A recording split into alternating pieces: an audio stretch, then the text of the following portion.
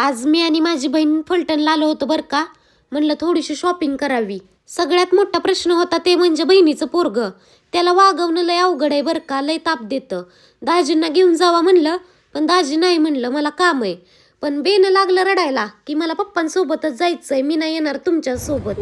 मग काय आहे, मज्जाच की. आम्हाला पण तेवढंच पाहिजे होतं. दाजींना चढवलं हरभऱ्याच्या झाडावर.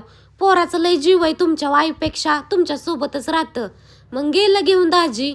मग आम्ही गुरुगुरु फिरायला मोकळच की. आता मला माहितीये तुम्ही म्हणचाल की बया एक पोरग ह्यांच्याच्याने सांभाळायचं होय नाही. त्या पोराच्या जागेवर बाकीची 10 पोरं सांभाळणं परवडल, पण ते एक पोरग नाही, एवढं बेनं रगिलया. आणि तरी तुम्हाला मया येत असेल तर घेऊन जावा. जेजुरीला आली होती, इकडं कोणाच्या तरी नवसाला देव पावला बर का. कोणाचं तरी स्वप्न पूर्ण झालं, त्यातच आपण पण खुश व्हायचं. आम्ही ज्या दिवशी जेजुरीला गेलो होतो त्याच दिवशी आग लागली होती बर का. पण आमचं दर्शन चांगलं झालं होतं, त्यामुळं काय विषय नाही.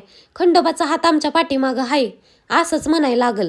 घरी आली, झोपली होती तर कानामध्ये मुंगी शिरली. तिला एक माझा कान काय आवडलेला काय माहिती, रात्रभर बयानी झोपून दिलं नाही.